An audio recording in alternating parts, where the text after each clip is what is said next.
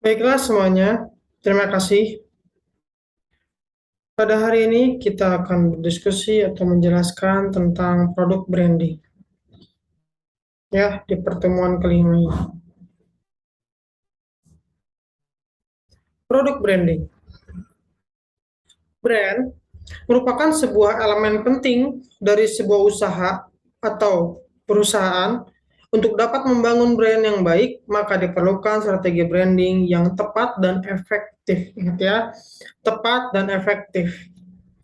Strategi branding itu bukan sekedar kita membuat sebuah program, bukan kita sekedar membuat sebuah event, bukan kita sekedar mengundang banyak orang, bukan kita hanya sekedar membuat orang mengerti atau tahu tentang brand kita.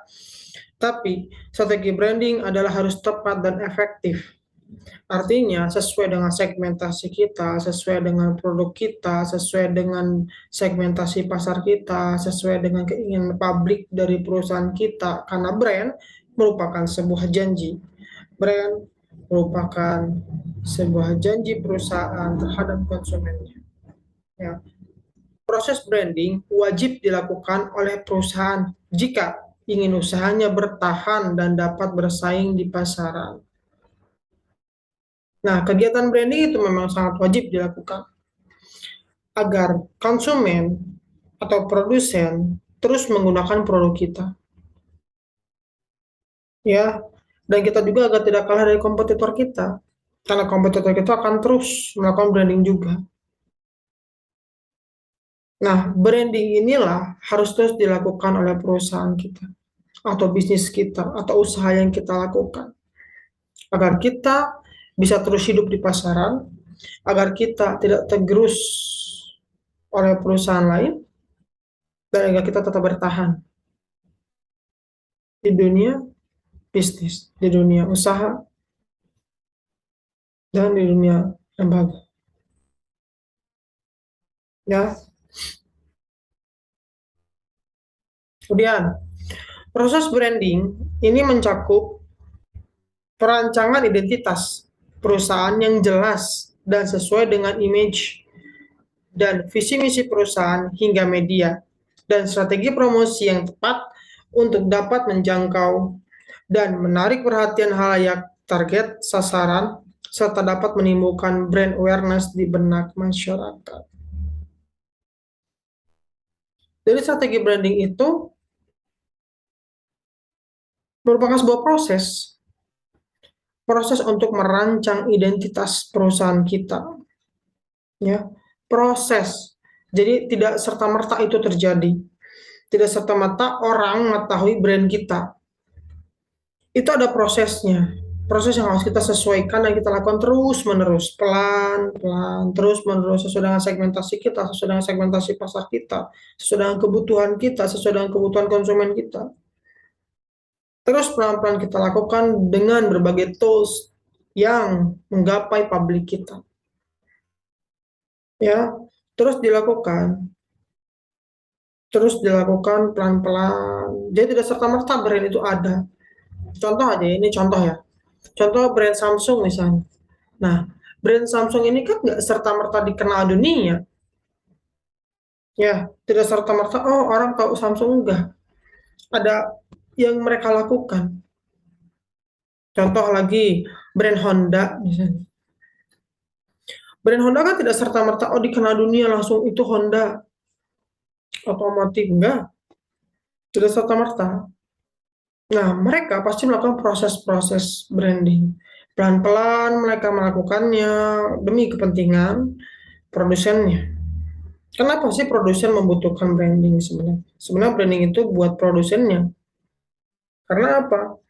Karena informasi yang dikeluarkan oleh perusahaan yang memiliki brand itu penting bagi produsennya demi kepentingan produsennya.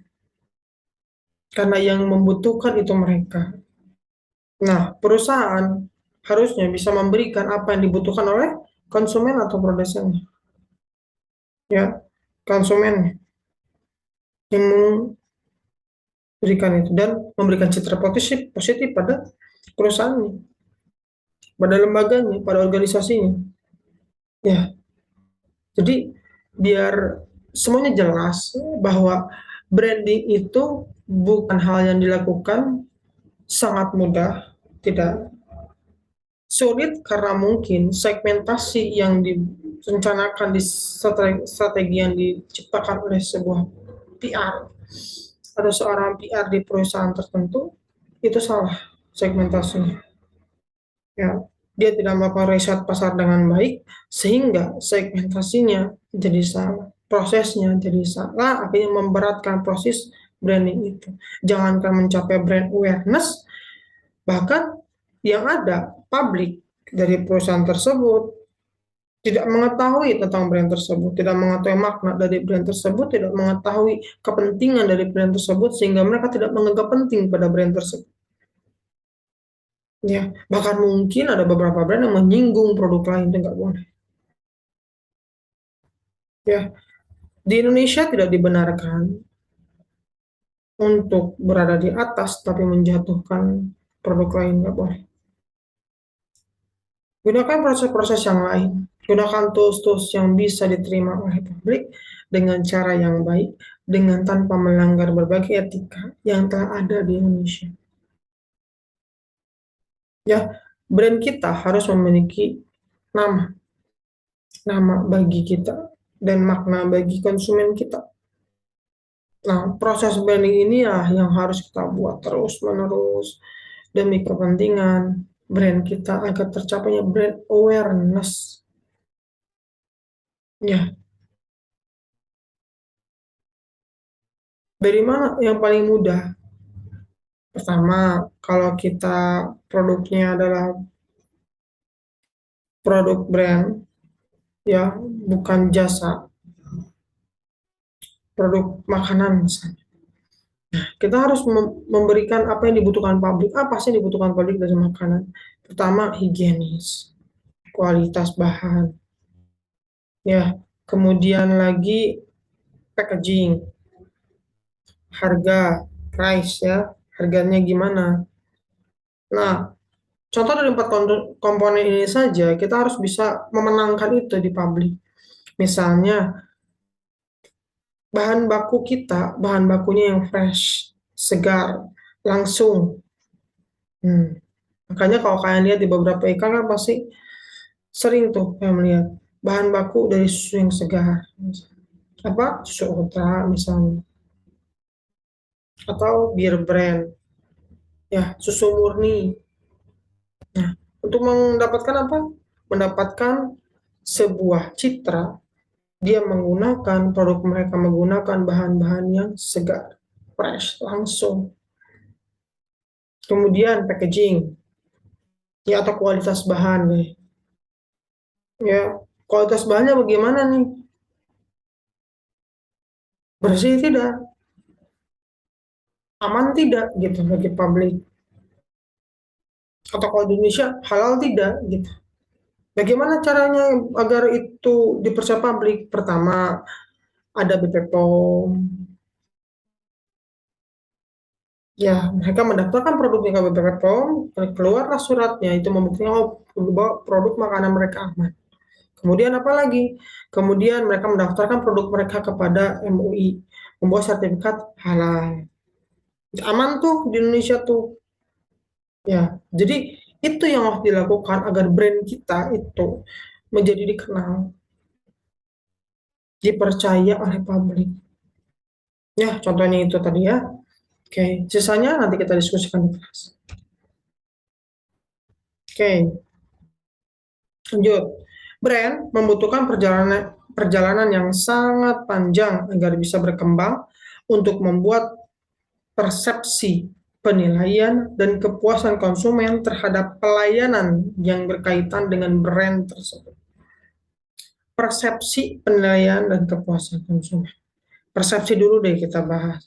Persepsi, manusia merupakan makhluk yang bisa mempersepsi apapun yang mereka inginkan. Artinya, mereka bebas untuk menilai apa yang mereka lihat. Nah, kita yang memiliki brand harus bisa mengarahkan mereka untuk mempersepsi sesuai dengan keinginan kita. Dengan tadi, dengan menjaga produk kita dengan baik. Kita ingin dikenal sebagai brand yang memiliki kualitas produk yang sangat baik, berarti jangan pernah mengurangi kualitas produk kita.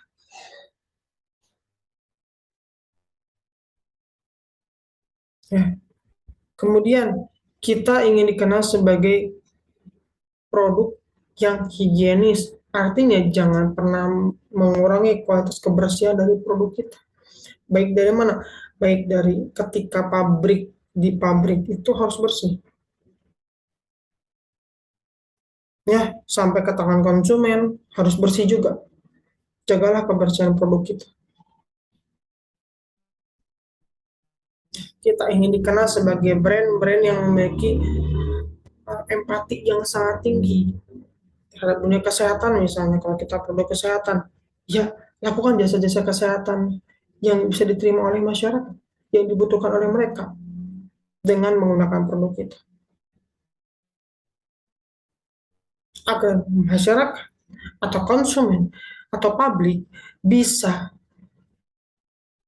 digiring sama kita untuk mempersepsi sesuai dengan keinginan kita. Ya, memang kita tidak bisa serta-merta langsung membuat dia mempersepsi kita baik. Oleh karena itu sudah dikatakan bahwa proses branding itu merupakan proses yang sangat panjang. Karena tidak serta-merta kita bisa langsung merubah persepsi orang. Kita terus melakukan itu. Contoh dari yang bisa kita lakukan adalah dengan menggunakan eh, apa tester. Kalau lagi jalan-jalan di berbagai supermarket, juga ada beberapa produk yang diberikan testernya. Tester untuk membuktikan, oh ternyata memang produk kami itu benar gitu, benar enak dan benar bisa diminum atau dimakan. Ya biasanya itu produk-produk baru, tapi itu selalu dilakukan. Ayo dong, cobain, ayo dong, ditawarkan oleh pemilik produk dia, gitu. Atau mungkin dengan promosi. Tapi menurut saya yang terpenting adalah bagaimana brand itu menjadi brand yang dipersepsi sebagai kualitas. Ya, brand yang dapat hidup di dunia pasaran dengan kualitas, dengan segmentasi produk yang tepat, dengan segmentasi pemasaran yang tepat, bukan hanya mengandalkan price, harga. Karena bila harga murah tapi kualitasnya juga tidak bisa dipertanggungjawabkan atau mungkin malah berbahaya bagi publiknya, itu akan mengurangi kepercayaan publik terhadap brand tersebut. Jangankan menggunakan produknya, orang bakal malas, ngapain sih beli produk itu? Dia juga berbahaya kok bagi saya sebagai seorang konsumen. Tidak akan ada penjual-penjual yang ingin menjualkan juga produk kita karena mungkin berbahaya, contohnya. Nah, itulah artinya kenapa seorang yang memiliki brand, mau itu produk dan jasa, harus dapat membagi kepentingan dia, bukan hanya untuk kepentingannya sendiri, tapi untuk kepentingan konsumennya. Dia harus bisa mempertajam kualitas produk dia agar dia dipersepsi baik oleh pabriknya. Bukan hanya soal harga, tapi soal kualitas dari bahan-bahan yang digunakannya, komposisi yang digunakannya, keamanan dari produknya, dan dia bisa membuktikan kalau produknya itu aman dengan ada bukti-bukti seperti BPOM atau sertifikat halal dan lain sebagainya. Ya, kemudian dalam komunikasi pemasaran, brand bukan hanya soal nama dan logo, akan tetapi brand adalah janji satu perusahaan kepada pelanggan dalam memberikan apa yang menjadi filosofis brand tersebut. Ya, setiap brand itu memiliki makna yang dimaknai oleh pemiliknya. Pemaknaan terhadap brand tersebut juga harus disampaikan kepada pelanggannya agar pelanggan memaknai hal yang sama. Ya, jadi brand bukan hanya sekedar nama dan logo, tapi brand merupakan janji dari perusahaan itu. Janji yang harus dijaga dari kualitasnya. Coba bayangkan ketika kita misalnya lagi launching produk, kemudian produk yang di launching itu gagal langsung ketika launching itu sedang dilaksanakan, itu akan langsung mengarah kepada brandnya. Bukan produknya yang akan dilihat, aduh produknya jelek tapi brandnya nggak mungkin. Karena brand itu melekat pada produknya. Artinya ketika launching produk itu contohnya, mereka gagal dalam launching produk, atau produknya bahkan ketika di launching bermasalah, itu akan langsung merusak brand itu. Karena itu bukan janji. Orang ketika sudah datang pada launching produk itu contohnya, dia merasa, oh iya, saya percaya pada brand ini, saya yakin brand ini adalah brand yang terbaik. Tapi ketika dia memiliki produk itu, atau dia datang pada launching produknya, wah kacau nih launchingnya, kok gini sih, memang benar tuh kualitasnya seperti itu, apakah benar seperti itu, atau salah ternyata. Kemudian ada lagi tuh ketika dia memiliki produk ini, loh kok berubah ya kualitasnya, padahal kan saya udah menggunakan produk ini, kok sekarang berkurang ya kualitasnya, ada apa ya? Jadi saya tidak menggunakan produk ini lagi. Hal inilah yang membuat janji perusahaan itu tidak tersampaikan dengan baik kepada konsumennya, kepada pelanggannya. Karena apa? Karena pelanggan akhirnya tidak menggunakan produk dari brand kita lagi. Karena berbagai macam yang mungkin dilakukan oleh perusahaan tersebut sehingga merubah kualitas produknya, sehingga janji pada konsumennya tidak akan bisa tersampaikan dengan baik. Dan setiap perusahaan memiliki janjinya masing-masing karena brandnya pun masing-masing. Brand memiliki fungsi berkaitan dengan emosional, sosial, dan ekspresi diri. Ya, brand memiliki kaitan emosional. Gimana tuh? Contohnya gini, orang akan lebih bangga menggunakan Apple, lebih percaya diri menggunakan brand Apple dibandingkan dengan brand Oppo misalnya. Misalnya ya, ini contoh. Karena apa? Karena emosional yang dibangun oleh banyak orang yang telah mempersepsi, yang telah memberikan makna terhadap brand Apple ini adalah produk yang high, produk yang membuat atau meningkatkan percaya diri. Itu akan terpengaruh secara emosional. Orang akan lebih bangga dengan itu. Begitupun dengan pekerjaan misalnya. Orang mungkin akan lebih bangga bekerja di suatu tempat yang menurut pandangan orang sekitarnya itu baik. Nah, hal itu yang mempengaruhi emosional seseorang. Ya, kemudian cara emosional juga mempengaruhi sosial. Tadi saya sudah spill lingkungan. Ya, kenapa sih orang-orang, atau contoh saya, mahasiswa-mahasiswa saya deh. Ya, kebanyakan mereka menghabiskan uang untuk membeli gadget-gadget dengan brand tertentu. Ketika saya tanya kepada mereka, jawaban mereka sederhana. Karena ini yang menurut mereka bagus. Hal itu yang mempengaruhi tindakan mereka secara sosial. Mereka akan lebih percaya diri di lingkungannya, mereka akan lebih bisa berbaur dengan baik di lingkungannya dengan menggunakan brand yang mereka anggap baik bagi mereka. Itu akan mempengaruhi kegiatan sosial dia di lapangan. Dia akan lebih percaya diri, dia akan lebih sosialisasi dengan orang yang harus lebih baik lagi, karena dia sudah memiliki apa yang diinginkan olehnya untuk bergabung dengan yang lainnya. Nah, kemudian ekspresi diri. Brand itu bagian dari ekspresi diri. Contohnya,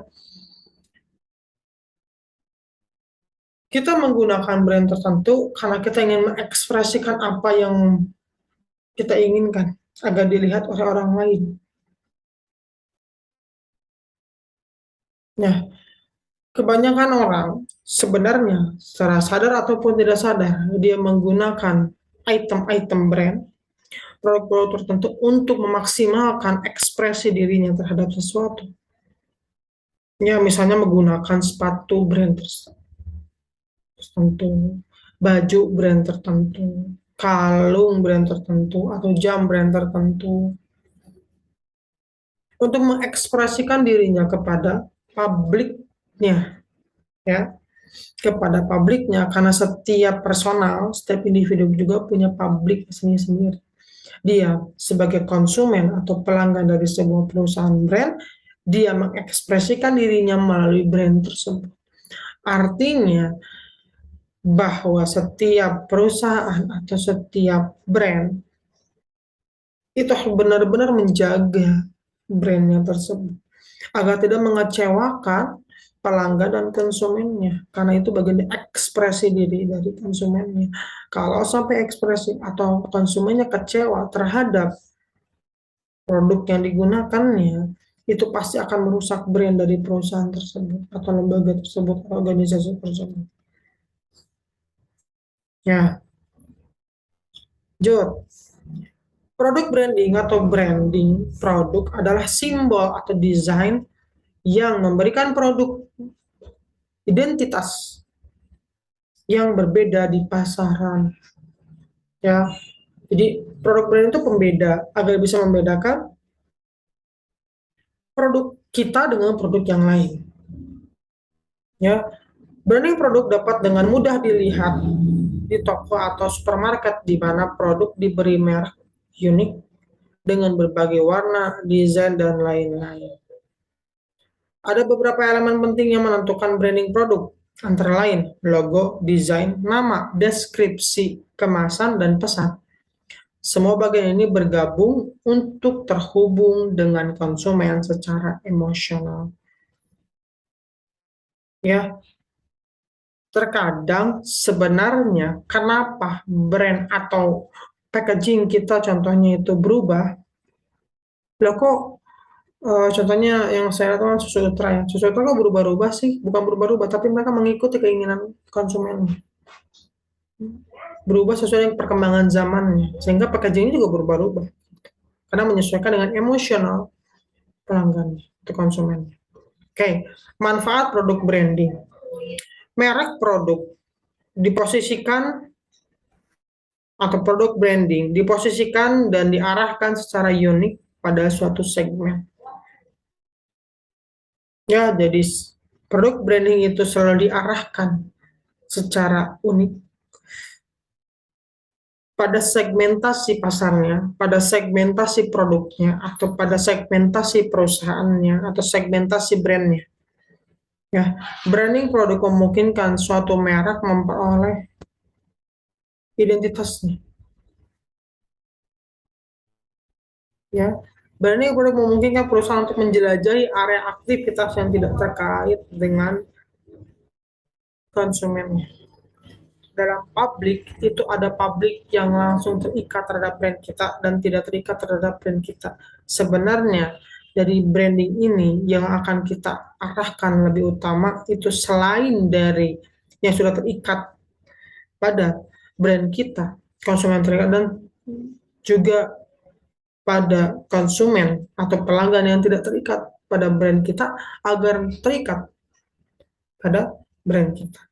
Ya, kemudian manfaat produk branding adalah menghargai perbedaan merek jauh lebih mudah jika merek produk itu terkenal. Yang berikutnya, branding produk memiliki efek membuat perusahaan menjadi inovatif dan bebas dari resiko. Resiko apa? Resiko kebangkrutan, resiko tidak dipercaya oleh orang lain. Gitu. Yang lebih utama adalah kebangkrutan ekonomi. Ya, yang berikutnya adalah produk branding menghindari kebingungan di pasar. Jadi, kalau ada branding, kalau orang mengetahui produk kita, orang nggak akan bingung lagi membedakan produk kita dengan yang lain. Dia pun tidak akan bingung lagi untuk menggunakan produk kita. Karena produk kita sudah dikenal oleh dia dan tidak akan membuat dia bingung. Strategi dalam membangun produk branding di era digital sekarang. Yang pertama, tentukan pemosisian unik Anda. Tentukan keunikan dari produk kita apa, bedanya dari yang lain itu apa. Contohnya ada dari komposisi misalnya. Kita misalnya berjualan mie, bakmi misalnya. Nah, bedanya bakmi kita dengan bakmi yang lain apa? Oh, yang kita itu lebih healthy misalnya. Karena kita membuat mie-nya sendiri. Kita meracik mie-nya sendiri dengan bahan sayur-sayuran misalnya. Nah, itu keunikan kita yang tentukan. Tentu keunikan kita menentukannya itu dengan keinginan rasa. Jadi ketika kita ingin sudah mengatakan, oh saya mau jualan bakmi. Oke, bakmi itu komponennya apa aja? Ya, komponennya adalah mie, bakso, pangsit, dan lain sebagainya. Kemudian komponen utamanya adalah mie. Ya, karena bakmi kan, mie. Oke, mie yang kedua kita buat spesial nih. Apa nih bedanya dengan yang lain? Kita inovasi, kita kreatif, kita pulang kreativitas kita. Kita buat pembeda apa yang berbeda. Misalnya mie kita tuh udah pedes, udah ada rasa pedes. Atau mie kita tuh udah punya rasa ebi sendiri misalnya. Atau mie kita itu lebih healthy dengan sayur-sayuran. Nah, itu yang kita tentukan. Kemudian pangsit. Pangsitnya ternyata kita buat sendiri dengan rasa yang kita racik sendiri dan kita tahu rasanya. Kita tahu penggunaan bahannya. Kualitas bahannya kita yang buat sendiri dan lain sebagainya sehingga nanti produk yang kita miliki itu berbeda dan unik di pasaran dan keunikan itulah yang akan membuat orang penasaran serta nanti mencoba dan kemudian harus bisa kita ikat pada brand kita. Kemudian yang selanjutnya adalah kembangkan pesan yang konsisten. Kembangkan pesan yang konsisten dari apa? Dari kualitas produk kita contohnya. Jadi kalau kita beli bakmi di dia, misalnya, di perusahaan dia, wah rasanya nggak pernah berubah. Rasanya selalu enak, selalu cocok di lidah kita.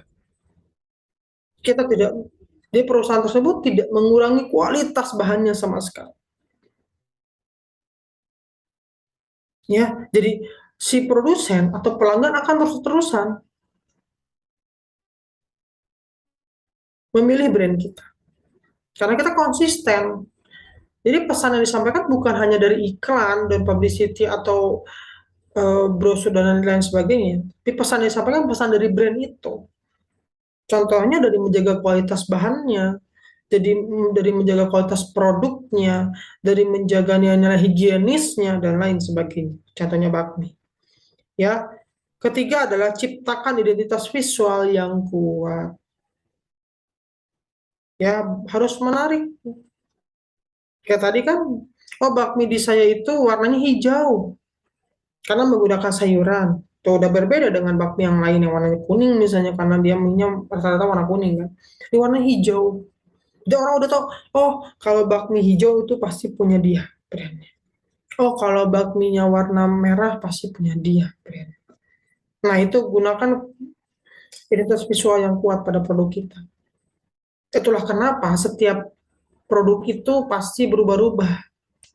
Karena menyesuaikan dengan emosional dari pelanggannya. Dia akan menyesuaikan terus visualnya, diganti warnanya, diperbaiki lagi, diperkuat lagi.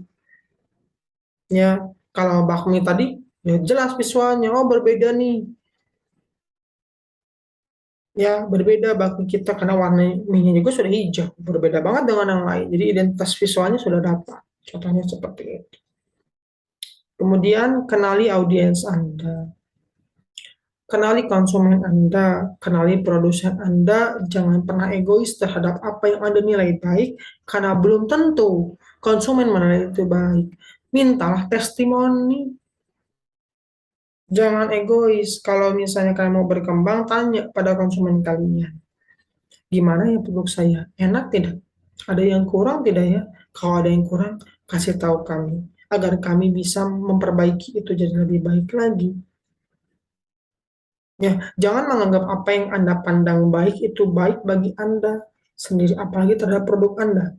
Jangan pernah egois, lakukan benar-benar strategi pemasaran sesuai dengan keinginan atau kebutuhan dari pelanggan Anda atau konsumen Anda.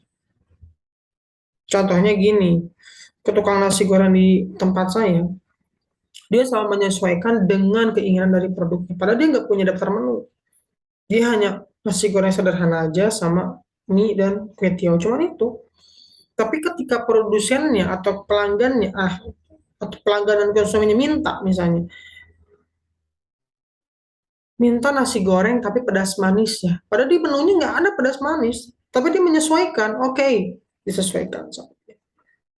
Minta nasi gorengnya tapi nggak pakai ini, nggak pakai ini, tapi pakai ini. Oke, disesuaikan sama dia. Padahal di menunya nggak ada. Nah, itu penyesuaian itulah yang membuat konsumennya makin terikat pada brand tersebut. Karena pemilik brand tersebut itu benar-benar mengenali kebutuhan audiensnya. Yang terakhir adalah temukan saluran yang tepat untuk keterlibatan.